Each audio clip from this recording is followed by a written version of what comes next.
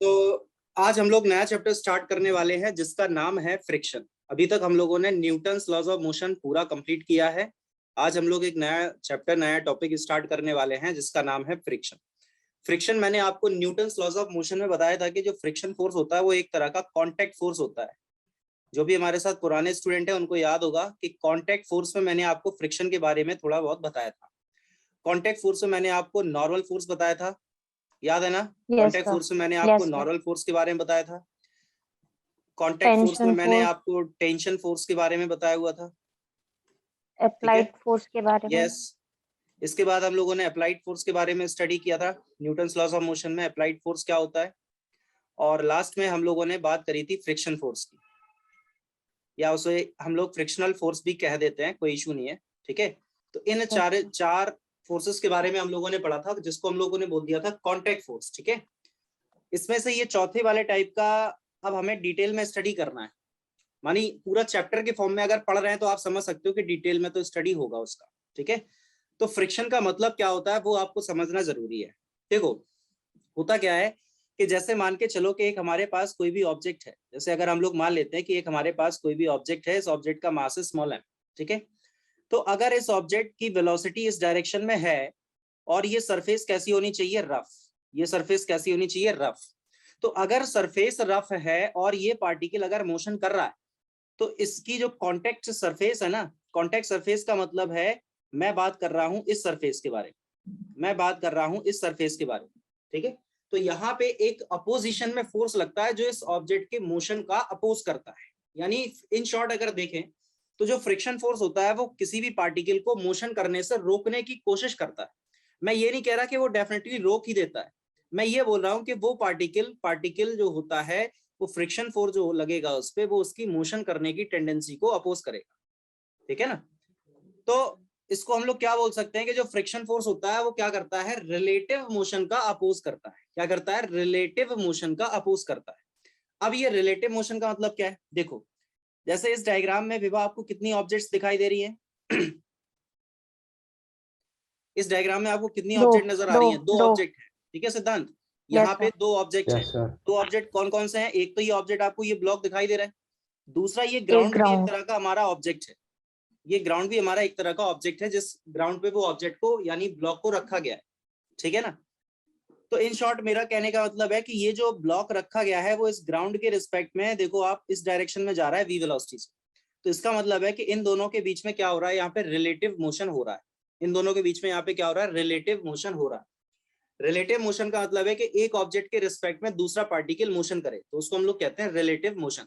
Next chapter जो हम पढ़ेंगे उसको हमें नेक्स्ट चैप्टर में यही पढ़ना है, पूरा चैप्टर ही यही है पूरा, रिलेटिव मोशन। परेशान मत होना, मैं एक एक टॉपिक बहुत ही डिटेल में पढ़ाऊंगा आपको ठीक है ना, मैं एक एक टॉपिक आपको बहुत ही ज्यादा डिटेल में पढ़ाऊंगा, घबराने की जरूरत नहीं है किसी को। ये क्या हो गया, हाँ ये दिख रहा है ना पेज आपको। Yes sir. हाँ जी, ओके। तो रिलेटिव मोशन में अगला चैप्टर के फॉर्म में ही आपको पूरा पढ़ाऊंगा, घबराना नहीं है। तो यहाँ पे ये जो स्मॉलर मास का ब्लॉक है, ये ब्लॉक अगर आगे की डायरेक्शन में जा रहा है वी वेलोसिटी से, तो इस पे सरफेस पे इनकी कांटेक्ट सरफेस जो है इस ब्लॉक की ग्राउंड के साथ, उस कांटेक्ट सरफेस पे एक फोर्स काम कर रहा है जो इसके मोशन का अपोज कर रहा है। वही फोर्स क्या कहलाता है, फ्रिक्शन फोर्स कहलाता है। वही फोर्स क्या कहलाता है, फ्रिक्शन फोर्स कहलाता है। अब यहाँ तो एक चीज हुई कि ये पार्टिकल मोशन कर रहा था तो उस पर फ्रिक्शन लग रहा था। तो क्या हमेशा ऐसा होगा कि पार्टिकल जब मोशन करे तभी उस पर फ्रिक्शन फोर्स लग रहा हो, नहीं ऐसा भी नहीं है। अगर कोई पार्टिकल रेस्ट में भी है तब भी उस पर फ्रिक्शन फोर्स लग रहा होगा, लग सकता है, लेकिन उसके लिए कुछ सर कंडीशन है। पार्टिकल का मास अगर नेग्लिजिबल हुआ तो? नहीं, पार्टिकल का मास अगर नेग्लिजिबल हुआ तो फिर उसे फ्रिक्शन कैसे लगाएंगे आप, क्योंकि देखो सर फ्रिक्शन वही का जो पूछ रहा फॉर्मूला हूँ, हम लोग कैसे आगे लगाएंगे? पढ़ेंगे वो हम लोग पढ़ते हैं म्यू इंटू एन। अब यहाँ नीचे की तरफ क्या लग रहा होगा, mg, और ऊपर की तरफ लग रहा होगा नॉर्मल। तो यहाँ पे जो नॉर्मल फोर्स है वो किसके इक्वल हो रहा है, mg के इक्वल हो रहा है ना। तो अब अगर यहाँ पे मान के चलो कि पार्टिकल का मास अगर नेग्लिजिबल है तो फिर नॉर्मल फोर्स बहुत ही कम लग रहा होगा, है ना। हाँ, क्या कह रहे हो आप। सर मैं बोल रहा हूँ अगर नेग्लिजिबल है पार्टिकल का तो फ्रिक्शन कैसे आएगा? फ्रिक्शन कैसे बताएंगे हम? नहीं, फ्रिक्शन फिर कहां से लगेगा, देखो अगर कुछ ना कुछ मास है तो फ्रिक्शन लगेगा। मास अगर कंप्लीटली मान के चलो जीरो ही है, मास है ही नहीं मतलब पार्टिकल के पास, तब उस केस में फ्रिक्शन की बात नहीं हो पाएगी, है ना। लेकिन अगर पार्टिकल के पास कोई भी मास है तो नॉर्मल फोर्स तो वो लग ही रहा होगा उस पर, ग्राउंड तो उसको अपने तरफ खींच ही रही होगी, क्योंकि कोई मास है उस पर, तो फिर उस पर फिर कोई ना कोई फ्रिक्शन भी लग ही रहा होगा। ठीक है। Okay sir. जैसे अगर हम स्मोक की बात करते हैं, धुआं होता है, धुआं, या गैसेस की बात करते हैं, तो गैसेस जो है वो उनके मास नहीं होते, पार्टिकल्स के पास नहीं होता है मास, या नेग्लिजिबल मास होता है। तो इसलिए तो गैसेस ऊपर की तरफ उड़ती है, क्योंकि अर्थ उसको किसी फोर्स से अट्रैक्ट कर ही नहीं पा रही, क्योंकि उनके पास मास ही नहीं है। समझ गया ना। Yes. तो हम लोग यहाँ पे बात किसी कर रहे हैं फ्रिक्शन फोर्स के बारे में। तो मैंने क्या बताया आपको कि when two bodies are kept in contact, electromagnetic force act between the charge particle और the molecules at the surface of the bodies. ठीक है। Thus each body exert a contact force on the other। मतलब contact force लग रहा है, मैंने initially आपको बता ही दिया कि जो फ्रिक्शन फोर्स है वो हमारा contact force का ही एक टाइप है। contact force 4 टाइप के हैं, normal force, friction force, applied force और टेंशन फोर्स, जिसमें से ये वाला हम लोग पढ़ रहे हैं। बाकी के सारे फोर्सेस हम लोग न्यूटन्स लॉज ऑफ मोशन में कवर कर चुके हैं ऑलरेडी। ठीक है ना। तो इन शॉर्ट कहने का मतलब क्या था मेरा, कि पार्टिकल अगर वेलोसिटी से चल रहा है तो उसमें फ्रिक्शन लग ही रहा है। लेकिन अगर पार्टिकल मान लो मोशन कर ही नहीं रहा, पार्टिकल मान के चलो रेस्ट में है, जैसे मान के चलो कि ये कोई ग्राउंड है और यहाँ पे ये ब्लॉक रखा हुआ है, तो इस केस में यहाँ पे लगने वाला फ्रिक्शन कितना हो जाएगा, 0। इस केस में यहाँ पे लगने वाला फ्रिक्शन कितना हो जाएगा, 0। क्यों? क्योंकि इस ऑब्जेक्ट ये ऑब्जेक्ट जो है वो ना ही मोशन कर रहा है और ना ही इस ऑब्जेक्ट पे कोई अप्लाई किया गया फोर्स। समझ पा रहे हो। जबकि इसके पास देखो मास भी है। अब यहाँ पे मास होने के बावजूद भी कोई भी फ्रिक्शन फोर्स काम नहीं कर रहा। क्यों नहीं कर रहा? क्योंकि यहाँ ये पार्टिकल एक तो मोशन नहीं कर रहा, दूसरा ये पार्टिकल जो है हमारे सामने उस पर कोई फोर्स अप्लाई नहीं किया गया। ठीक है ना। अब देखो फोर्स अप्लाई करने की भी कुछ कंडीशंस होती हैं। जरूरी नहीं है कि किसी ऑब्जेक्ट पे अगर आप फोर्स को अप्लाई कर रहे हो तो वो ऑब्जेक्ट मोशन कर ही जाए, ऐसा कोई गारंटी नहीं है कि वो पार्टिकल मोशन कर ही जाए। जैसे मान के चलो कार खड़ी है और आप उस कार पे धक्का लगा रहे हो अकेले, तो क्या कार को आप मूव करा दोगे? मान लो कार हैवी है, ट्रक खड़ा है, बस खड़ी है, अब आप अकेले धक्का लगा रहे हो, क्या आप उसको मोशन करा सकते हो? कार नहीं करा पाओगे। समझ पा रहे हो ना। अब यहाँ पे अगर हम लोग बात करते हैं फ्रिक्शन, फिर यहाँ पे सर कौन सा लग रहा होगा कि अगर मान के चलो यहाँ अप्लाइड हम कर देते हैं फोर्स, तो अब इस केस में जो फ्रिक्शन फोर्स है उसकी वैल्यू 0 तो नहीं हो सकती। हाँ सर आपने जैसे अभी ट्रक का एग्जांपल दिया कि हम धक्का मार के उसे हिला नहीं सकते, लेकिन तब भी फ्रिक्शन फोर्स तो उस पर लग रहा है। अब हाँ, जब हम लग रहा है। फोर्स लगा रहे हैं तो आपने तो बोला जितना फोर्स लगाएंगे उतना फ्रिक्शन ज्यादा होगा। तो अगर हम फोर्स नहीं लगाएंगे अपना, तो अगर धक्का नहीं मारेंगे तब भी तो ट्रक एक ही जगह पे रुका है फ्रिक्शन की वजह से ही। नहीं, मैंने ये कहाँ बोला है आपसे कि अप्लाइड फोर्स जितना ज्यादा होगा फ्रिक्शन उतना ज्यादा होगा? ये कब बोल दिया? ये नहीं बोला मैंने, ओके है ना। हाँ, अच्छा ये नहीं बोला मैंने। ठीक है सर। हाँ, मैं आपसे ये बोल रहा हूँ यहाँ पे कि ये मान के चलो कि एक हमारे पास कोई भी स्मॉलर मास का ब्लॉक है और इस पे आपने कोई फोर्स अप्लाई किया। ठीक है। तो मैंने आपसे ये बोला है कि इस बात की कोई गारंटी नहीं है कि एक आदमी धक्का लगा रहा है और कार या बस या ट्रक को उसने हिला दिया। एक आदमी ने धक्का लगाया, कार नहीं चल रही। 2 आदमी ने धक्का लगाया, कार नहीं चल रही। 3 आदमी ने धक्का लगाया, कार नहीं चल रही। 4 आदमी ने धक्का लगाया, कार नहीं चल रही। लेकिन चौथे आदमी ने जैसे ही धक्का लगाया कार पे, कार थोड़ी सी हिली डुली। तो अब हमें ये फील हुआ कि इस कार में मोशन करने की टेंडेंसी जनरेट हो गई। अभी पार्टिकल मोशन नहीं कर रहा, कार अभी मोशन अभी भी नहीं कर रही, लेकिन वो जो कार है उसमें मोशन करने की अब टेंडेंसी जनरेट हो गई। यानी उस कार को अब थोड़ा सा फोर्स ही और चाहिए, अब वो कार मोशन कर जाएगी। समझ पा रहे हो। और जैसे ही 5 लोगों ने धक्का लगाना स्टार्ट किया, कार ने भी आगे लुढ़कना चालू कर दिया, कार भी आगे मोशन करना चालू कर दी। अब यहाँ पे 3 केस बनेंगे। अब मेरी बात को सुनना आप बहुत गौर से। यहाँ पे 3 सिचुएशन है आपके सामने। पहली सिचुएशन वो है कि जब तक कार पर 1, 2 और 3 लोगों ने धक्का लगाया, तब तक ना ही कार मोशन कर रही थी, ना ही कार में मोशन करने की कोई टेंडेंसी जनरेट हुई थी। कार चली नहीं, ना ही कार हिली डुली। इसका मतलब है कि कार में मोशन करने की कोई टेंडेंसी भी नहीं है। तो जब 1, 2, 3 लोग धक्का लगा रहे थे, इस पोजीशन में, इस सिचुएशन में कार मोशन नहीं कर रही थी, तो इस तरह के फ्रिक्शन को हम लोग कहते हैं स्टैटिक फ्रिक्शन। इसको हम लोग क्या कहते हैं? Static friction. के फोर्स तो अप्लाई हो रहा है लेकिन पार्टिकल मोशन नहीं कर रहा, ना ही पार्टिकल में मोशन करने की कोई टेंडेंसी जनरेट हुई। फोर्स तो अप्लाई हो रहा है, ठीक है।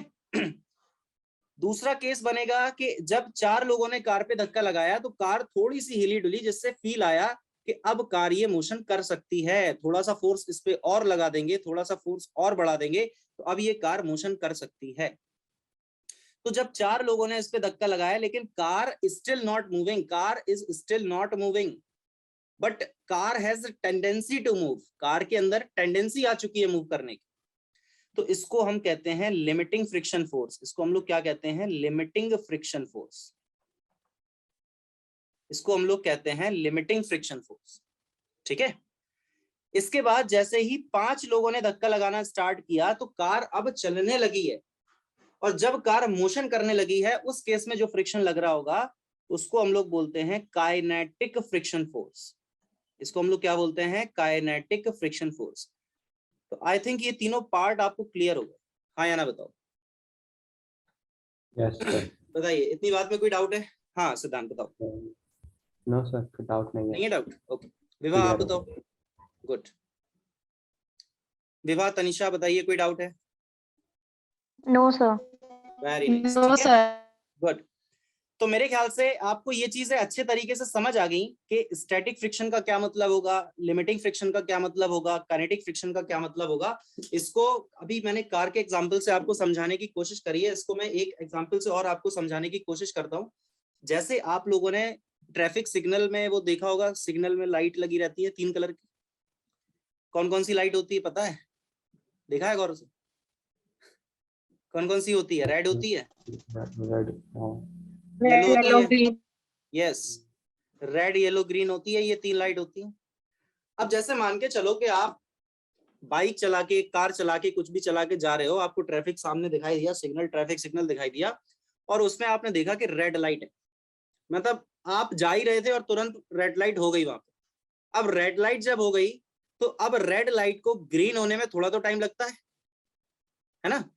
तब तक आपने सोचा कि यार ऐसा करो, पेट्रोल वैसे ही बहुत महंगा है, बंद कर लो गाड़ी, पेट्रोल बचा लेंगे थोड़ा, जब ग्रीन लाइट होने वाली होगी तो हम गाड़ी स्टार्ट करके निकल लेंगे। तो जब रेड लाइट है तो आपने गाड़ी बंद कर ली ना, कर ली क्या नहीं? अब जब गाड़ी बंद हो गई है, मतलब इंजन बंद है उसका गाड़ी का, तो उस केस में क्या वो पार्टिकल मोशन कर रहा है? क्या वो गाड़ी मोशन कर रही है? नहीं कर रही। तो जब वो मोशन नहीं कर रही तो इसका मतलब कौन सा फोर्स लग रहा है वहां पे? स्टैटिक। कौन सा फ्रिक्शन लग रहा है? स्टैटिक। ठीक। दूसरा केस, जैसे ही आपने लाइट को देखा कि लाइट येलो हो गई, येलो लाइट हो जाने का मतलब है कि अब ग्रीन होने ही वाली है, यानी अब गाड़ी आगे चलेगी। ठीक है। लेकिन अभी है तो येलो लाइट, और जैसे ही येलो लाइट हुई अब आपके मन में ये फील आ गया कि अब तो मतलब थोड़ा ही टाइम और लगेगा, अब तो हमें जाना ही है, तो आपने गाड़ी को स्टार्ट कर लिया। अब जब गाड़ी स्टार्ट है तो अब गाड़ी में चलने की टेंडेंसी है कि नहीं है? गाड़ी स्टार्ट है, अभी स्टार्ट होने के बाद ही तो चलेगी, गाड़ी बंद है, चल कैसे जाएगी? तो जब गाड़ी को आपने स्टार्ट कर लिया है तो इसका मतलब है कि अब उस पार्टिकल या उस कार में मोशन करने की टेंडेंसी आ चुकी है। तो वो कौन सी बात हो रही है? लिमिटिंग फ्रिक्शन की बात हो रही है। ठीक है। और जैसे ही ग्रीन कलर हुआ और आप तुरंत भागे, तो अब कौन सा फ्रिक्शन लगा? काइनेटिक फ्रिक्शन लगा। बताओ, क्लियर हुई इतना बात? आपको कोई डाउट है? No sir. मेरे ख्याल से ये सिग्नल लाइट से आपको ज्यादा अच्छे से क्लियर हुई होगी चीजें, है ना? ठीक है ना? तो अब जो फ्रिक्शन फोर्स होता है ये ऑब्जेक्ट पे काम नहीं करता। अगर आप ये सोच रहे हो कि फ्रिक्शन फोर्स जो होता है क्या सर वो ऑब्जेक्ट पे काम करता है, नहीं बच्चों, फ्रिक्शन फोर्स जो है वो ऑब्जेक्ट पे काम नहीं करता है। फ्रिक्शन फोर्स काम करता है दो ऑब्जेक्ट के बीच में जो कॉन्टेक्ट सरफेस होती है उस पे काम करता है। जैसे कार रोड पे चलेगी तो कार पे फ्रिक्शन नहीं लग रहा, ना ना ना, गलत सोच रहे हो, कार पे फ्रिक्शन नहीं लग रहा। फ्रिक्शन किस पे लग रहा है? रोड और टायर के बीच में। किसमें लग रहा है? रोड और टायर्स के बीच में। कार पे फ्रिक्शन नहीं लग रहा। ऐसा नहीं हो रहा कि कार को आप चला रहे हो और टायर घिस नहीं रहा है, छत घिसी जा रही है कार की, जो है छत थोड़ी घिस जाएगी है। कांटेक्ट में क्या है? रोड के कांटेक्ट में क्या था? टायर थे, तो टायर घिसेंगे। समझ पा रहे हो? तो ऑब्जेक्ट पे फ्रिक्शन काम नहीं करता, फ्रिक्शन काम किस पे करता है? कॉन्टेक्ट सरफेस पे काम करता है। ठीक है ना? कॉन्टेक्ट सरफेस का मतलब क्या हो गया कि जैसे मान के चलते हैं कि ये हमारे पास कोई भी एक ऑब्जेक्ट है स्मॉल एम मास का, तो इस स्मॉल एम मास की ऑब्जेक्ट की अगर हम बात करते हैं तो अगर यहाँ पे इसकी वेलोसिटी है तो इस पे फ्रिक्शन को आप यहां मत बनाना, ये गलत है। फ्रिक्शन कहाँ बनेगा? कॉन्टेक्ट सरफेस पे। ग्राउंड के साथ कॉन्टेक्ट सरफेस कौन सी है? ये वाली कॉन्टेक्ट सरफेस है। तो यहाँ पे फ्रिक्शन काम करेगा ऑपोजिट डायरेक्शन। अब ऑपोजिट डायरेक्शन में फ्रिक्शन क्यों काम कर रहा है? क्योंकि मैंने अभी आपको बताया कि जो फ्रिक्शन फोर्स होता है वो रिलेटिव मोशन का अपोज करता है। अब रिलेटिव मोशन यहाँ किस किस के बीच में हो रहा है? तो रिलेटिव मोशन यहाँ पे हो रहा है इस ग्राउंड और इस ब्लॉक के बीच में। ग्राउंड तो वहीं फिक्स है, ब्लॉक लेकिन जो है वो अभी यहाँ पे थोड़ी देर बाद कहीं आगे पहुंच जाएगा, कुछ देर बाद कहीं और आगे पहुंच जाएगा लेकिन ग्राउंड तो वही है, ग्राउंड थोड़ी मोशन कर रहा है। तो ये जो ब्लॉक है वो ग्राउंड के रिस्पेक्ट में आगे की तरफ जा रहा है। तो इसमें फ्रिक्शन जो है वो ऐसे काम करेगा जैसे इस पार्टिकल को वो रोकना चाहता है। तो पार्टिकल अगर फॉरवर्ड डायरेक्शन में मोशन कर रहा है तो फ्रिक्शन उस पर हमेशा कहाँ लग जाएगा? पीछे की तरफ। ठीक है, यहाँ पे आप मुझे ये बता सकते हो कि पार्टिकल के पास वेलोसिटी है, मैं कौन से फ्रिक्शन की बात कर रहा हूँ? 3 टाइप मैंने आपको बताए हैं, बताओ मैं कौन से वाले टाइप की बात कर रहा हूँ? काइनेटिक। Very good. हम लोग यहाँ पे काइनेटिक फ्रिक्शन फोर्स की बात कर रहे हैं। हम लोग यहाँ पे काइनेटिक फ्रिक्शन फोर्स की बात कर रहे हैं। स्टैटिक फ्रिक्शन क्यों नहीं बात कर रहे हैं? क्योंकि यहाँ पे पार्टिकल रेस्ट में नहीं है, पार्टिकल इज मूविंग। हम लोग यहाँ पे लिमिटिंग की बात नहीं कर रहे हैं, क्योंकि लिमिटिंग तो तब होता है जब पार्टिकल में टेंडेंसी हो मोशन करने की, बट पार्टिकल मूव ना कर रहा हो। हम लोग यहाँ पे बात कर रहे हैं काइनेटिक फ्रिक्शन की, बिकॉज यहाँ पे हमें साफ साफ दिखाई दे रहा है कि पार्टिकल आगे की तरफ जा रहा है, particle is moving. I think this is clear to you. सभी को क्लियर हो गई इतनी बात? हाँ या ना में आंसर दे दो मुझे। और अगर किसी को भी कोई भी डाउट है तो प्लीज आप मुझसे पूछ लो, अगर कोई भी डाउट आ रहा है बताओ। Any doubt? No sir. Very good. चलो अब हम यहाँ पे बात कर लेते हैं कि जैसे मान लो कि ये कोई भी एक हमारे सामने ब्लॉक है, स्मॉल एम मास का ब्लॉक है, और ये जो ब्लॉक है उसकी वेलोसिटी हम लोगों ने मान लिया कि इस डायरेक्शन में उसकी वेलोसिटी है। ठीक है, ऑब्वियस सी बात है कि अगर इस ब्लॉक को हम लोग अलग से बनाएं तो उसको अलग से बनाने का जो मेथड होता है उसको हम लोग वैसे बोलते क्या है? जो भी हमारे साथ नए स्टूडेंट है शायद उनको नहीं पता है, लेकिन जो पुराने स्टूडेंट हैं उनको पता है, फ्री बॉडी डायग्राम। हाँ, जिसको हम लोग शॉर्ट में कहते हैं FBD। जो हमारे साथ नए स्टूडेंट कनेक्टेड हैं, क्या उनको इसके बारे में कुछ जानकारी है? नहीं सर, उतनी नहीं है। सुना है सिद्धांत आपने कभी फ्री बॉडी डायग्राम क्या होता है? FBD? नहीं सर, नहीं सर, नहीं सुना है। ठीक है, नेहा आप बताओ। नहीं सर। ओके, देखो फ्री बॉडी डायग्राम का मतलब होता है कि सबसे पहले आपको ऑब्जेक्ट को आइसोलेट करना है। आइसोलेट का मतलब तो यार बहुत अच्छे से जानते हैं सारे के सारे लोग, पूरा वर्ल्ड कोरोना से गुजरा है, तो आइसोलेशन का मतलब तो सबसे अच्छे से हम लोग समझ सकते हैं, है कि नहीं? आइसोलेशन का मतलब क्या होता है? सेपरेट कर देना, बिल्कुल अलग, दुनियादारी से कोई लेना देना नहीं, अलग कर दो उठा के, एक कमरे में बंद कर दिया, आइसोलेशन होता है भाई, वही तो होता है आइसोलेशन, फैमिली से दूर, एक कमरा दे दिया, वहीं रहो भैया। तो वही है कि इस ब्लॉक को, यानी जिसका भी हमको यहाँ पे FBD बनाना होगा उसको सबसे पहले तो आइसोलेट करेंगे अपन। पहला स्टेप क्या हो गया? आइसोलेट करना है। पहला स्टेप हो जाएगा कि हमको यहाँ पे आइसोलेशन करना है, आइसोलेट कर दिया। आइसोलेट करने का मतलब है कि इस ऑब्जेक्ट को हमने अलग से उठा के रख दिया। दूसरा होता है कि हमें उस पर वेट अप्लाई करना है, mg, हमें उस पर वेट अप्लाई करना है जिसको mg बोलते हैं, वेट होता है। और तनिषा और विभा, आपसे मैं उम्मीद करता हूं कि आप मुझे बता दोगे कि वेट जो है वो किस टाइप का फोर्स है। उम्मीद करता हूं मैं, नाम बताओ किस टाइप का फोर्स होता है ये, बोलो। बहुत अच्छे, बहुत ही बढ़िया, मजा आ गया, मतलब बहुत बढ़िया। हाँ विभा, तनिषा बोलो। मैंने क्या बताया था? वेट क्या होता है? एक तरह का, इसको बोलते हैं नॉन कॉन्टैक्ट एक्सटर्नल फोर्स। ये होता है नॉन कॉन्टैक्ट एक्सटर्नल फोर्स, इसको हम लोग बोलते हैं। क्योंकि किसी भी ऑब्जेक्ट में जो वेट होता है वो किसी के कॉन्टैक्ट की वजह से नहीं आता है। अगर किसी ऑब्जेक्ट के पास मास है तो उसके पास वेट भी है, कॉन्टैक्ट हो या ना हो। हवा में भी अगर कोई ऑब्जेक्ट टंगा हुआ है ना, तब भी उसके पास वेट है। समझ पा रहे हो? इसको हम लोग बोलते हैं नॉन कॉन्टैक्ट एक्सटर्नल फोर्स। यानी पहला स्टेप है आइसोलेट करना है, दूसरा स्टेप है वेट उस पर हमें बनाना है, और तीसरा स्टेप होता है कि नॉर्मल लग रहा होगा, अप्लाइड फोर्स लग रहा होगा, फ्रिक्शन लग रहा होगा, टेंशन लग रहा होगा, जो भी फोर्स लग रहे होंगे वो सारे अप्लाई करना है। चारों लग रहे हैं चारों लगा दो, तीन लग रहे हैं तीन लगा दो, दो लग रहे हैं दो लगा दो, कोई एक लग रहा है एक लगा दो, जो भी लग रहा हो। ठीक है, अब यहाँ पे आप मुझे बताओ, पहला स्टेप जो है हमारा आइसोलेशन करना है, तो इस ब्लॉक को हम लोगों ने अलग से उठा के रख दिया, आइसोलेशन तो हो गया इस ब्लॉक का। सेकंड स्टेप यहाँ पे क्या कह रहा है? mg बनाओ। तो mg तो यार आपको पता होगा, 19th क्लासेस में आप पढ़ लेते हो कि जो भी ऑब्जेक्ट का वेट होता है वो हमेशा वर्टिकली डाउनवर्ड होता है, ठीक है। और मैं एक चीज और क्लियर कर दूं आपके सामने कि आज की डेट में, और हो सकता है आगे के 1-2 चैप्टर्स में, और मैं ये बोलूंगा कि जो वेट होता है ऑब्जेक्ट का वो हमेशा वर्टिकली डाउनवर्ड होता है। और जब हम लोग एक चैप्टर पढ़ेंगे ग्रेविटेशन, जब हम लोग इस चैप्टर को पढ़ेंगे तब मैं अपनी बात से मुकर जाऊंगा, आज ही बोल दे रहा हूं, तब मैं अपनी बात से मुकर जाऊंगा कि वेट जो है वो वर्टिकली डाउनवर्ड ना होके वेट कहां की तरफ लगता है, टूवर्ड्स द सेंटर ऑफ अर्थ। क्योंकि जब हम लोग ग्रेविटेशन चैप्टर पढ़ेंगे तब हम अर्थ के बारे में बात करेंगे। अभी हम लोग यहाँ पे इन जनरल पढ़ रहे हैं कि किसी भी ऑब्जेक्ट का जो वेट है वो वर्टिकली डाउनवर्ड लग रहा है, ठीक है। जब हम ग्रेविटेशन चैप्टर की बात करेंगे तो वहां पे हम पूरी अर्थ के बारे में बात करते हैं। अभी हम यहाँ इस केस में अर्थ को बहुत बड़ा मान के चल रहे हैं, लेकिन जब हम ग्रेविटेशन चैप्टर में पढ़ेंगे तो अर्थ को हम इतना सा बना देते हैं। अब अगर मान के चलो अर्थ ये बनी है अर्थ, और यहाँ पे कोई ब्लॉक रखा है, अब आप इसका अगर वेट बनाना चाहते हो तो इसका वेट आप कहाँ की तरफ बनाओगे? अब इसका वेट अगर आपने यहाँ पे बना दिया ना तो ये गलत हो जाएगा। इसका वेट जो है वो कहाँ की तरफ लग रहा है, towards the centre of earth, earth के सेंटर की तरफ। ये सही है एम जी, ठीक है ना, समझ में आ गई बात। अब आप सोच सकते हो कि सर फिर यहाँ पे आप ऐसा क्यों कर रहे हो, यहाँ पे आप ये क्यों बोल रहे हो कि वर्टिकली डाउनवर्ड लग रहा है? अरे भैया सीधी सी बात है, आप अपनी नजरों से जितना दूर देख सकते हो आपको फ्लैट स्ट्रेट लाइन ही तो दिखाई देता है, लेकिन अर्थ क्या मतलब फ्लैट है क्या? अर्थ है, अर्थ फ्लैट तो है नहीं, अर्थ तो कुछ इस टाइप की है। लेकिन वो फ्लैट हमें इसलिए दिखाई देता है क्योंकि यार अर्थ बहुत बड़ी है भैया, समझो, इसलिए हमें फ्लैट दिख रहा है।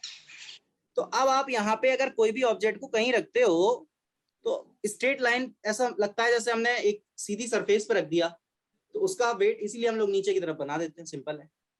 क्लियर होगी इतनी बात?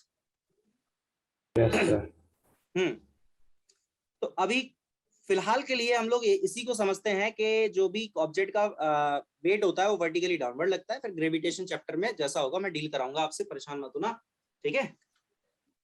तो यहाँ पे सेकंड स्टेप भी हम लोगों ने फॉलो कर लिया है, एमजी लग रहा है। तीसरा स्टेप है जो कि बड़ा इंपॉर्टेंट है कि इन चार में से देखो यहाँ पे कौन कौन से फोर्स लग रहे हैं। सबसे पहले तो टेंशन गायब हो गया क्योंकि स्ट्रिंग नहीं है। अगर स्ट्रिंग होती, रस्सी होती, रोप होती तो टेंशन लगता, तो टेंशन तो यहाँ पे नहीं लगे। अप्लाइड फोर्स भी नहीं दिखाई दे रहा है यहाँ पे, तो अप्लाइड फोर्स भी खत्म हो गया। नॉर्मल फोर्स बिल्कुल लग रहा है क्योंकि ये ऑब्जेक्ट जो है वो ग्राउंड के साथ कांटेक्ट में था, तो इस पे एक नॉर्मल फोर्स तो लग ही रहा है, तो ये बना दिया हम लोगों ने एक नॉर्मल फोर्स। दूसरी बात ये है कि ये सरफेस हमारे पास जो है वो रफ है ना, ये सरफेस हमारे पास रफ है और पार्टिकल यहाँ पे मोशन कर रहा है, तो ऑब्वियस सी बात है कि फिर फ्रिक्शन भी काम कर रहा है, और फ्रिक्शन इस पे कहाँ की तरफ काम कर रहा होगा, पीछे की तरफ फ्रिक्शन इस पे काम कर रहा होगा, ठीक है, ऑपोजिट डायरेक्शन। अब यहाँ पे आप देखो कि ऊपर की तरफ इस ऑब्जेक्ट पे काम कर रहा है नॉर्मल फोर्स, और पीछे की तरफ इस ऑब्जेक्ट पे काम कर रहा है फ्रिक्शन फोर्स। अब इन दोनों फोर्सेस का जो रिजल्टेंट होगा वो कहीं यहाँ पे आएगा बीच में। इस रिजल्टेंट को हम लोगों ने बोल दिया आर। ये आर जो है वो क्या कहलाता है, रिजल्टेंट। रिजल्टेंट किसका, नॉर्मल फोर्स और फ्रिक्शन फोर्स का रिजल्टेंट ही, ठीक है। अब मेरी बात सुनना गौर से। तो नॉर्मल फोर्स और फ्रिक्शन फोर्स का जो ये रिजल्टेंट है वो नॉर्मल फोर्स के साथ जितना एंगल बनाता है, वो नॉर्मल फोर्स के साथ जितना एंगल बनाता है उस एंगल को हम लोग कह देते हैं एंगल ऑफ फ्रिक्शन। इसको हम लोग क्या कह देते हैं, एंगल ऑफ फ्रिक्शन। कोई डाउट इतनी बात में हो तो प्लीज बताइए, जल्दी से बताओ। Sir angle of friction find out कैसे करते हैं, कुछ फॉर्मूला है इसका? हाँ फॉर्मूला आएगा, अभी आगे आएगा। अच्छा ठीक है। अभी हम लोग इनके जो टाइप है ना, static friction, limiting friction, kinetic friction, को अभी और डिटेल में पढ़ेंगे, क्वेश्चंस करेंगे, अभी उधर फॉर्मूला बताऊंगा। अभी तो फ्रिक्शन का बेसिक स्ट्रक्चर हमें पता होना चाहिए पहले, कि फ्रिक्शन लगाना कहाँ है, काम कहाँ करेगा, कब काम करेगा, तो वो सारी चीजें अभी हम लोग समझ रहे हैं, ठीक है। और हाँ, न्यूटन्स लॉज ऑफ मोशन में मैंने आपको एक बात और भी बताई थी कि ये जो भी कॉन्टैक्ट फोर्स होते हैं ये हमेशा किस चीज को फॉलो करते हैं, न्यूटन के थर्ड लॉ को फॉलो करते हैं। याद होगा, जो भी पुराने स्टूडेंट है उनको याद होना चाहिए, ये उम्मीद तो है मुझे कि याद होगा, है ना। तो न्यूटन के थर्ड लॉ को फॉलो करते हैं, यानी फ्रिक्शन हुआ, टेंशन हुआ, अप्लाइड फोर्स, सॉरी नॉर्मल हुआ, तो ये सारे फोर्सेस जो हैं वो न्यूटन के थर्ड लॉ को फॉलो करते हैं, ठीक है। तो ये बेसिक स्ट्रक्चर हम लोगों ने देख लिया है। अच्छा एक चीज और मैं आपको यहाँ पे बता दूं कि इस रिजल्टेंट की वैल्यू अगर हमें लिखना है तो इसको हम लोग कैसे लिख सकते हैं, √n² + f², ठीक है। इसके बारे में आपको वेक्टर एनालिसिस में मैंने बताया था कैसे। देखो जो नॉर्मल फोर्स है वो वाई एक्सिस पे है, जो फ्रिक्शन फोर्स है वो एक्स एक्सिस पे है। तो यहाँ पे अगर आप इसमें रिजल्टेंट लिखना चाहते हो तो कैसे लिख सकते हो, ये माइनस का एफ हो जाएगा आई कैप और प्लस का एन हो जाएगा जे कैप। क्या आपको ये समझ आया? जो भी नए स्टूडेंट कनेक्ट है हमारे साथ, क्या हमको ये चीज समझ आई?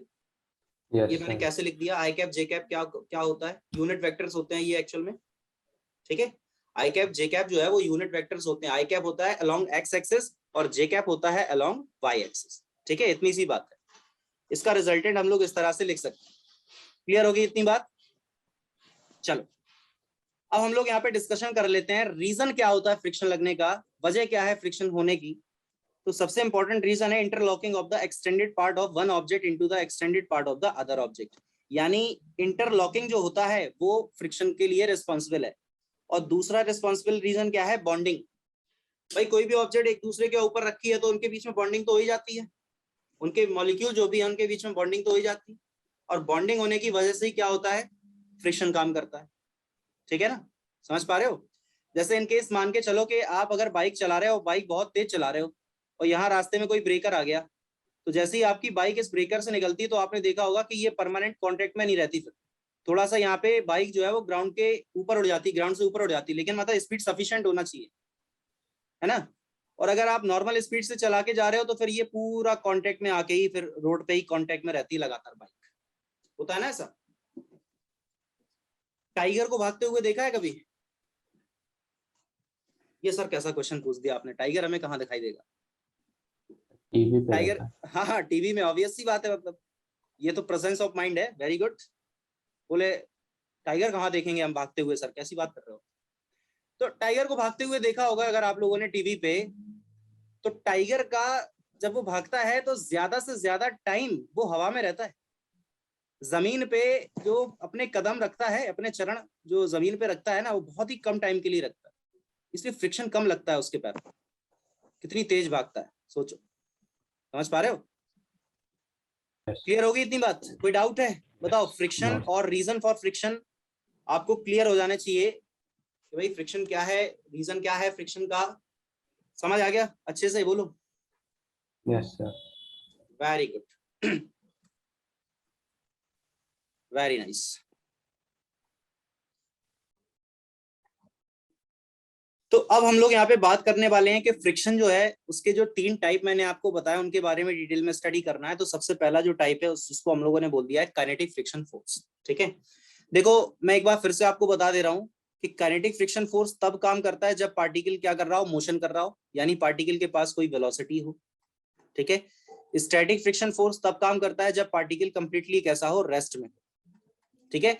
लेकिन रेस्ट में होने का ये मतलब नहीं है कि पार्टिकल को सिर्फ आपने ऐसे पेन को सिर्फ रख दिया और इस पे आप सोच रहे हो कि कोई ना कोई फ्रिक्शन लग रहा हो, नहीं, इस पे कोई ना कोई फोर्स भी अप्लाई होना चाहिए। अगर कोई भी फोर्स ऑब्जेक्ट पे अप्लाई नहीं हो रहा है तो फिर उस पर कोई फ्रिक्शन भी काम नहीं करेगा, ठीक है ना। समझ पा रहे हो मेरी बात?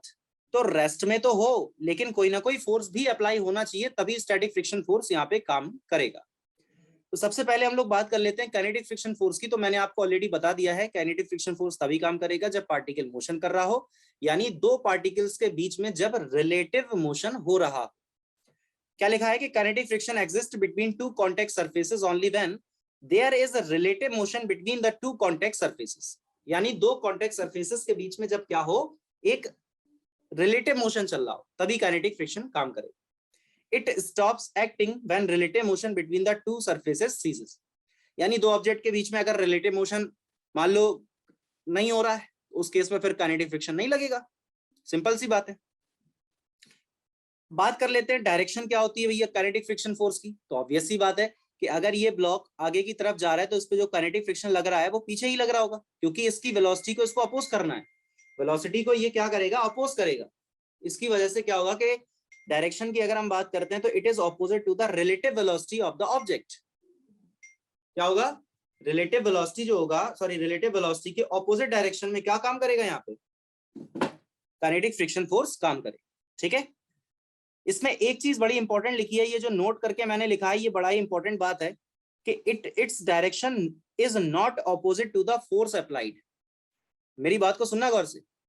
कोई भी एक ऑब्जेक्ट है, इस ऑब्जेक्ट में मान के चलो यहाँ पे वेलोसिटी है और यहाँ पे लग रहा है मान लो कोई फोर्स, ये मान लो इसका मास m है। अब आपसे अगर मैं पूछ दूं कि इस ऑब्जेक्ट पर जो काइनेटिक फ्रिक्शन काम कर रहा है तो वो राइट साइड में काम कर रहा है या फिर लेफ्ट साइड में काम कर रहा है, ये बता दो आप मुझे। सिर्फ इतनी सी बात मैंने आपसे पूछी, बताओ। जो भी यहाँ पे काइनेटिक फ्रिक्शन काम कर रहा है वो राइट में कर रहा है या लेफ्ट में कर रहा है, ये बताओ।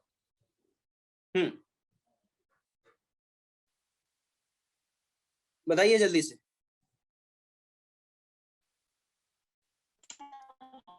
लेफ्ट है। लेफ्ट है, राइट में तो काम नहीं कर रहा। हाँ सही बात है, लेफ्ट में ही करेगा, क्योंकि आपको मतलब है वेलोसिटी से, आपको मतलब है वेलोसिटी से।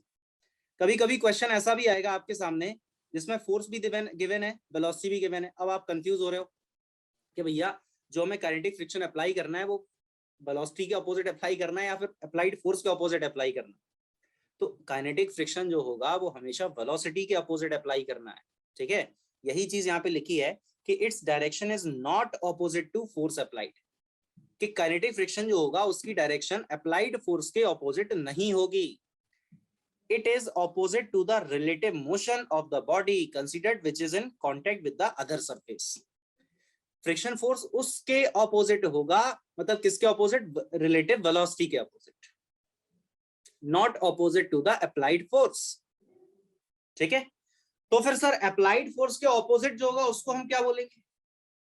अप्लाइड फोर्स के ऑपोजिट जो होगा उसको हम लोग बोलेंगे स्टैटिक फ्रिक्शन फोर्स। उसको हम लोग क्या बोलेंगे? Static friction force. लेकिन याद रखना स्टैटिक फ्रिक्शन फोर्स में वेलोसिटी कितनी होती है? 0, यानी पार्टिकल तो रेस्ट में रहता है। जैसे मैंने अभी आपको एक कार का एग्जांपल दिया था, एक आदमी ने धक्का लगाया, कार चली क्या? नहीं, लेकिन उसमें फोर्स तो अप्लाई हुआ है ना। तो यहाँ इस केस में कौन सा फोर्स काम करेगा? स्टैटिक। 2 आदमी ने धक्का लगाया, कार चली क्या? नहीं, लेकिन फोर्स तो अप्लाई हुआ है, तो अभी भी क्या काम करेगा? स्टैटिक। 3 आदमी ने धक्का लगाया, क्या कार चली क्या? नहीं, तो कौन सा फोर्स काम करेगा? स्टैटिक। 4 आदमी ने धक्का लगाया, कार चली क्या? नहीं, कार चली तो नहीं, लेकिन कार थोड़ी सी हिली डुली, जिससे हमें ये फील हुआ कि अब कार में मोशन करने की टेंडेंसी आ चुकी है। तो अब स्टैटिक खत्म, अब लिमिटिंग। और जैसे ही 5वें आदमी ने धक्का लगाया और कार ने मोशन करना स्टार्ट किया, अब 5 आदमी ने जब धक्का लगाया, कार मोशन करने लगी, तो अब स्टैटिक तो पहले ही खत्म हो गया था, अब लिमिटिंग भी खत्म। अब क्या आएगा? काइनेटिक। मेरे ख्याल से ये चीजें आपको क्लियर हो गई हैं। तीनों का फील आना चाहिए आपको, काइनेटिक, स्टैटिक और लिमिटिंग, इन तीनों का आपको फील आ गया होगा मेरे ख्याल से। प्रॉपर चीजें समझ आ गई आपको, हाँ या ना? Yes sir. Very good. अब हम लोग यहाँ पे बात कर लेते हैं magnitude of kinetic friction. Magnitude का मतलब होता है कि इसका मतलब फॉर्मूला क्या होता है? तो इसका फॉर्मूला होता है F is equal to mu in N. F is equal to हम लोग क्या लिख देते हैं? Mu into N. यहाँ मैं बता दे रहा हूँ, एफ के जो होता है वो डायरेक्टली प्रोपोर्शनल होता है नॉर्मल। एफ के का मतलब तो आप समझ ही गए हो, काइनेटिक फ्रिक्शन की बात हो रही है।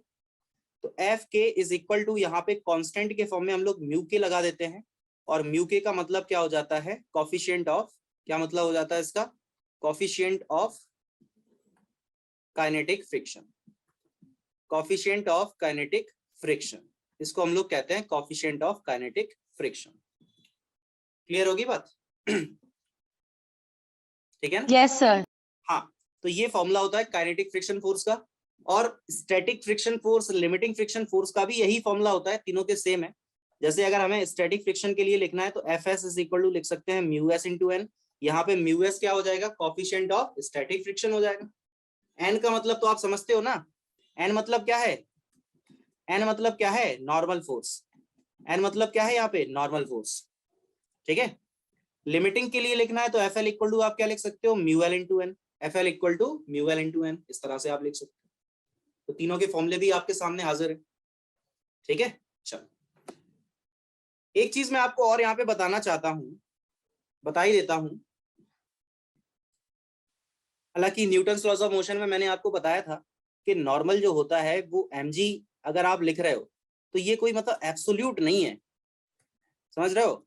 ये मतलब कोई एब्सोल्यूट चीज नहीं है कि नॉर्मल की वैल्यू हमेशा mg होती है सर, ये नहीं है। नॉर्मल तो डिपेंड करता है कि ऑब्जेक्ट का कॉन्फ़िगरेशन कैसा है, ऑब्जेक्ट को रखा कैसे गया है। ये वाला तभी काम करेगा जब स्ट्रेट ऑब्जेक्ट मतलब स्ट्रेट या ऐसे कह दो कि आप प्लेन सरफेस पर आपने किसी ब्लॉक को रख दिया हो तो ये नॉर्मल लग जाएगा उस पे, नीचे की तरफ mg और ऊपर की तरफ नॉर्मल। लेकिन अगर आपने किसी ऑब्जेक्ट को मान लो इंक्लाइन प्लेन पे रख दिया, समथिंग लाइक दिस, ये मान लो ये थीटा एंगल है और आपने ऑब्जेक्ट को यहाँ रख दिया इंक्लाइन प्लेन पे, तो अब इस केस में थोड़ी ना यार नॉर्मल mg की इक्वल होगा। अब इस केस में क्या होगा, चलो बताओ, हाँ बोलना चालू कर दो। वेट कहाँ की तरफ आएगा, वेट आएगा इधर। रेडी हो जाओ, अनम्यूट कर लो, बोलो। ये एंगल थीटा, ये कंपोनेंट कितना होगा बताइए। mg cos theta. Very good, ये कंपोनेंट हो जाएगा mg cos थीटा और ये कंपोनेंट कितना हो जाएगा mg sin थीटा।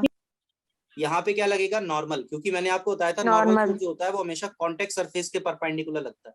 तो ये है कॉन्टेक्ट सरफेस, तो इसके परपेंडिकुलर लगा ऊपर। अब आप देखो नॉर्मल इधर है और इसके जस्ट ऑपोजिट है mg cos थीटा, तो यहाँ तो नॉर्मल की वैल्यू कितनी आ गई है, mg cos थीटा आ गई। mg cos theta. तो यार वही तो मैं बोल रहा था कि नॉर्मल जो है mg वो कोई एब्सोल्यूट फॉर्मूला नहीं आता, हमेशा काम नहीं करेगा कि आप हमेशा सोच लो कि नॉर्मल mg ही होता है, ऐसा कुछ जरूरी नहीं है। नॉर्मल मतलब कॉन्फ़िगरेशन पे डिपेंड करेगा, ऑब्जेक्ट को कैसे रखा गया है, कहाँ रखा गया, उस बात पे डिपेंड करता है नॉर्मल फोर्स। क्लियर होगी बात। क्वेश्चन की बात कर लेते हैं हम लोग। एक हाँ एक क्वेश्चन है हमारे सामने, find the direction of kinetic friction force.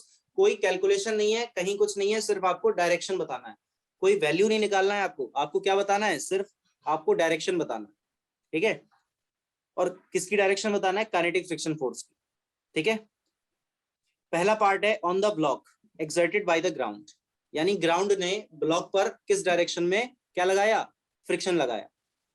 दूसरा पार्ट है on the ground exerted by the block, on the ground exerted by the block, यानी ब्लॉक ने ग्राउंड पे कहां की तरफ लगाया। तो आपको ये चीज तो याद है ना कि ये जो फ्रिक्शन है वो न्यूटन के थर्ड लॉ को फॉलो करता है, Newton third third law law. को फॉलो करता है, यस सर। यानी अगर एक ऑब्जेक्ट पे फ्रिक्शन इधर है तो दूसरे पे राइट में होगा, ऑपोजिट होते हैं तो अगर हम पहले वाले पार्ट की बात करेंगे तो सबसे पहले तो हमें एपीडी बनाना पड़ेगा ना, स्मॉल एम मास का फ्री बॉडी डायग्राम हमें यहाँ पे ड्रॉ करना पड़ेगा, कर लेंगे हम। तो फ्री बॉडी डायग्राम जब आप यहाँ पे बनाओगे तो अब आप समझ सकते हो कि इसमें राइट साइड में आपको वेलोसिटी दिखाई दे रहा है जो कि 5 मीटर पर सेकंड है, और लेफ्ट साइड में इस ऑब्जेक्ट पे एक फोर्स भी अप्लाई करा गया है 1 न्यूटन का, और इसका जो मास है वो 1 किलोग्राम मास है। अब आप अपने कॉमन सेंस से मुझे ये बता दो कि इस ऑब्जेक्ट पे जो भी फ्रिक्शन काम करेगा वो राइट में करेगा या लेफ्ट में करेगा, इतना मैं पूछना चाहता हूँ आपसे, बताइए। लेफ्ट। लेफ्ट में करेगा, तो आपने क्या सोच के ये आंसर दिया है कि लेफ्ट में करेगा, ये बताओ। सर क्योंकि वेलोसिटी आगे की तरफ, फ्रिक्शन फोर्स Very पीछे nice. की तरफ लग रहा है इसमें। Very good. आपको यहाँ पे फोर्स की डायरेक्शन से कोई लेना देना नहीं है, आपको मतलब है वेलोसिटी से। अभी मैंने नोट बताया था, अभी मैंने जस्ट नोट में वही बात बताई आपको कि वेलोसिटी की डायरेक्शन देखो आप तो कहाँ है, बस उसके ऑपोजिट आप निकाल दो कि ये लग गया यहाँ पे क्या, friction force, kinetic friction force. और ये जो काइनेटिक फ्रिक्शन फोर्स यहाँ पे लगा है ना, मैं इसको एफ के ना लिख रहा हूँ, मैं इसको एफ ही लिख रहा हूँ, ठीक है। तो ये जो फ्रिक्शन लगा ये किस पे लगा, ये फ्रिक्शन किस पे लगा, ब्लॉक पर। किसने लगाया, ग्राउंड ने लगाया।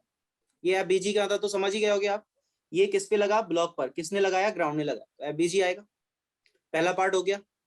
दूसरे वाले पार्ट में हमसे क्या कह रहा है, ऑन द ग्राउंड, ग्राउंड पे बताओ फ्रिक्शन कहाँ लगा, तो यार ग्राउंड को बनाओ पहले तो। अब आप अपने कॉमन सेंस से बता दो यार कि ग्राउंड पे कहाँ लगा होगा, मतलब ब्लॉक पे अगर लेफ्ट में लगा तो ग्राउंड पे कहाँ लगेगा,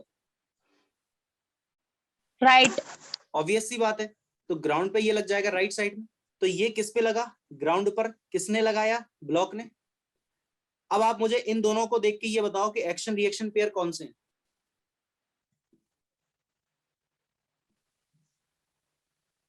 अरे बोलो सर ब्लॉक आगे जा रहा है उस पे, ब्लॉक, हाँ ब्लॉक आगे जा वेलोसिटी रहा लग है। रही है और पीछे फ्रिक्शन।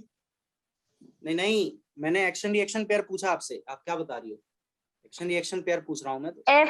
एफ बी जी और F G B. Very nice. तो ये दोनों के दोनों आपके एक्शन रिएक्शन पेयर हैं।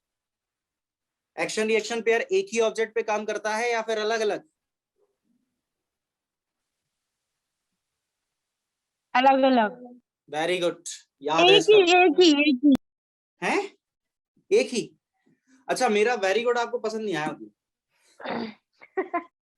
है, मतलब पहले सही बताया मैंने, वेरी गुड भी बोला तब भी नहीं नहीं नहीं नहीं नहीं सर, सारे क्वेश्चन के आंसर सही नहीं दे सकती मैं, ना ना, एक दो के तो गलत देने हैं। सही तो बताया था, अलग अलग ऑब्जेक्ट पे ही तो काम करता है। ये FBG इस पे काम कर रहा है ब्लॉक पर, ये FGB ग्राउंड पे काम कर रहा है, तो अलग अलग ही तो है, ये दोनों एक ही है क्या? नहीं सर। एक्शन रिएक्शन पेयर हमेशा डिफरेंट ऑब्जेक्ट्स पे काम करता है, अलग अलग ऑब्जेक्ट पे काम करेगा, सेम ऑब्जेक्ट पे काम नहीं करता।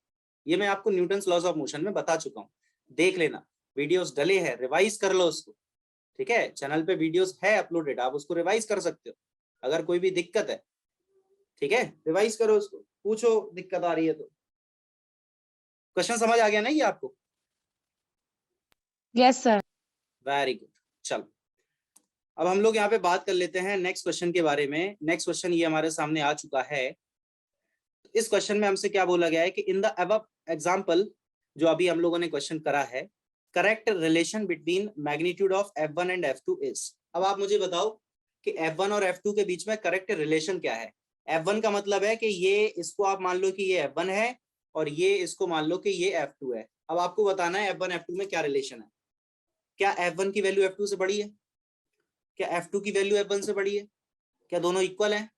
या फिर ये फोर्थ है, not possible to decide due to insufficient data. Favourite option तो यही होता है, क्यों? ऐसा डेटा इनसफिशिएंट है हमारे पास, हम कैसे बता दें? बताओ भाई, चार में से कौन सा सही है? भूल गए हो तो मैं डायग्राम फिर से बना दूं। पीछे की तरफ इस पे लगा था फ्रिक्शन F1 मान लो, ये ग्राउंड हम लोगों ने बनाया था, इस पे फ्रिक्शन आगे लगा था F2। अब आप मुझे बताओ F1 F2 में क्या रिलेशन, कौन सा ज्यादा है या इक्वल है? क्या चल क्या रहा है बताओ।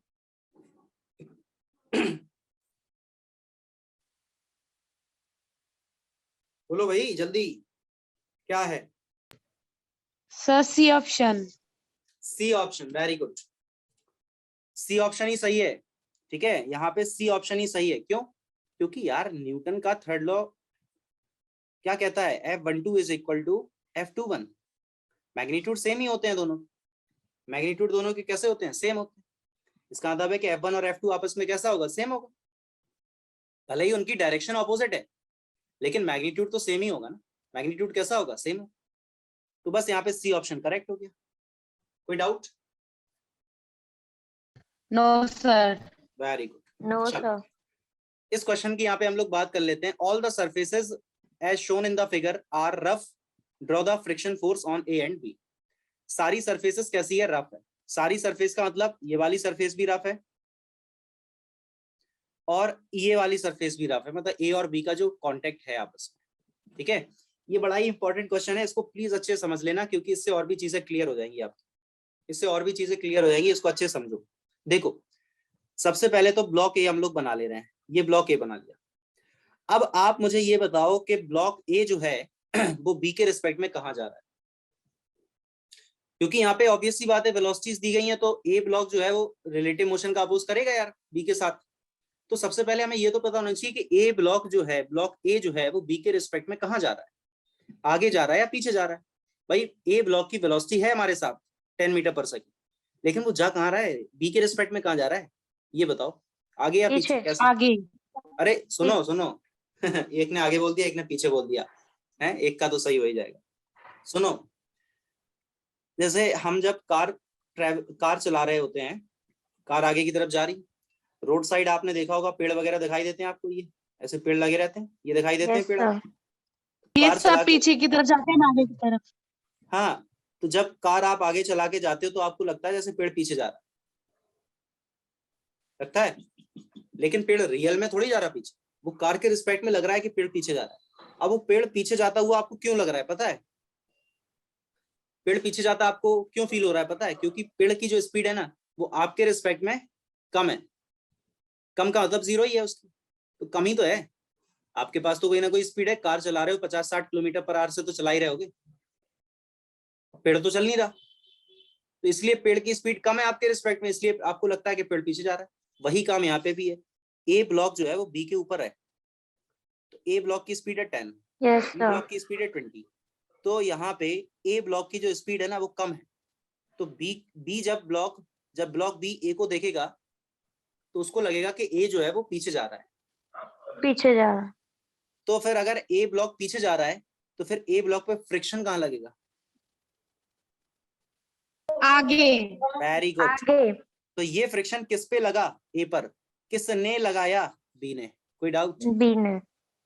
No sir. अब आप यहाँ पे ये मत पूछना कि सर इसकी तो वेलोसिटी आ गई थी, आपने फ्रिक्शन आगे ही लगा दिया। आपने तो कहा था कि वो वेलोसिटी के ऑपोजिट लगता है, तो पूरा याद नहीं है फिर आपको। मैंने ये नहीं कहा कि वेलोसिटी के ऑपोजिट लगता है, मैंने कहा रिलेटिव वेलोसिटी के अपोजिट लगता है। Relative velocity. A block B के रिस्पेक्ट में पीछे जा रहा है, भले ही ए की स्पीड आगे है लेकिन बी के रिस्पेक्ट में ए पीछे जा रहा है। इसकी वजह से ए पर जो फ्रिक्शन लगा वो आगे लगा। ठीक, अब हम बना लेते हैं ब्लॉक बी। जैसे हम लोगों ने नॉर्मल फोर्स को समझा था कि जितनी कांटेक्ट सरफेस उतने नॉर्मल फोर्स, वैसा ही यहां पे भी होगा। जितनी कांटेक्ट सरफेस यानी जितनी रफ सरफेस उतने फ्रिक्शन। अब बी ब्लॉक को आप देखो, इसके ऊपर भी एक रफ सरफेस है और इसके नीचे भी एक रफ सरफेस है। तो सबसे पहले ऊपर वाली सरफेस पे आप मुझे बता दो कि फ्रिक्शन कहाँ की तरफ लग रहा है। बताओ, ऊपर वाली सरफेस पे आप मुझे बताओ फ्रिक्शन कहाँ की तरफ लग रहा है। आगे कैसे लग जाएगा, सोच के देखो एक बार। आगे ऑलरेडी लग चुका है। तो ऊपर वाली सरफेस जो ए और बी का कांटेक्ट सरफेस था, उस पर फ्रिक्शन लगेगा पीछे, क्योंकि न्यूटन का थर्ड लॉ तभी तो फॉलो होगा जब ये दोनों एक दूसरे के ऑपोजिट होंगे। समझ पा रहे हो? Yes sir. अरे भैया ये तो कॉमन सरफेस है, कॉमन। ये कैसी सरफेस है? कॉमन सरफेस है। तो अगर कॉमन सरफेस पर एक ऑब्जेक्ट ने पर फ्रिक्शन आगे लगा तो दूसरे पे पीछे लगेगा, तभी तो न्यूटन का थर्ड लॉ फॉलो हो पाएगा, अदरवाइज कैसे फॉलो हो पाएगा। और अगर हम ब्लॉक बी की बात करते हैं तो ब्लॉक बी में आप देख सकते हो कि ब्लॉक बी जो है वो ग्राउंड के रिस्पेक्ट में 20 मीटर पर सेकंड से आगे ही जा रहा है। तो वो रियल में आगे ही जा रहा है, क्योंकि ग्राउंड नहीं चल रहा। समझ पा रहे हो? ग्राउंड नहीं चल रहा, तो ग्राउंड के रिस्पेक्ट में 20 से वो रियल में आगे ही जा रहा है, वाकई में जा रहा है। यानी ग्राउंड के रिस्पेक्ट में अगर हम ब्लॉक बी को देखेंगे तो वो रियल में आगे ही जा रहा है। ठीक है, तो फिर ब्लॉक बी पर ये ग्राउंड जो लगाएगा फ्रिक्शन, वो कहाँ की तरफ लगाएगा? ब्लॉक बी कहाँ जा रहा है? आगे। तो उससे फ्रिक्शन कहाँ लग जाएगा? पीछे। ये फ्रिक्शन किस पर लगा? ब्लॉक बी पर। किसने लगाया? ग्राउंड ने लगाया। ठीक है, अब क्वेश्चन में हमसे सिर्फ फ्रिक्शन फोर्स ए और बी पर ही पूछा था, हालांकि हम लोग बना चुके हैं, लेकिन मैं अपने तरफ से अगर आपसे पूछ दूं कि ग्राउंड पे फ्रिक्शन कहाँ लग रहा होगा, तो बताओ ग्राउंड पे फ्रिक्शन कहाँ की तरफ लगा होगा? बताओ। पीछे। अरे पीछे ऑलरेडी लग चुका है ना भैया, सुनो ध्यान से। सर आगे तो फ्रिक्शन तो पीछे ऑलरेडी लग ही चुका है ना। ब्लॉक बी और ग्राउंड का कांटेक्ट की बात हो रही है ना, तो अगर ब्लॉक बी पर फ्रिक्शन पीछे लग चुका है तो फिर ग्राउंड पे फ्रिक्शन पीछे कैसे लग जाएगा? तो ग्राउंड पे फ्रिक्शन कहाँ लगेगा? आगे की तरफ लगेगा। ठीक है, ग्राउंड पे फ्रिक्शन कहाँ लगेगा? आगे। तो ये ग्राउंड पर लगा, किसने लगाया? बी ने लगाया। तो ये क्लियर हुआ कि नहीं? तो एक आंसर हमारा ये हो गया, एक आंसर हमारा ये हो गया। ये पूछा नहीं था लेकिन तब भी मैंने बताया। कोई डाउट? No sir. अच्छे तरीके से क्लियर है ना इतना? Yes sir. ठीक है, अब इन क्वेश्चंस को अभी हम लोग ट्राई नहीं करेंगे, ठीक है, क्योंकि इसमें फॉर्मूले वगैरह यूज करेंगे। हालांकि फॉर्मूला मैं आपको बता चुका हूँ, कर सकते हैं, लेकिन इसको हम लोग नेक्स्ट क्लास में स्टार्ट करेंगे। ठीक है, तो आज की क्लास में हम लोग इतना ही रखेंगे और इसके बाद हम लोग कंटिन्यू करेंगे नेक्स्ट क्लास में। ठीक है, चलो, थैंक यू वेरी मच।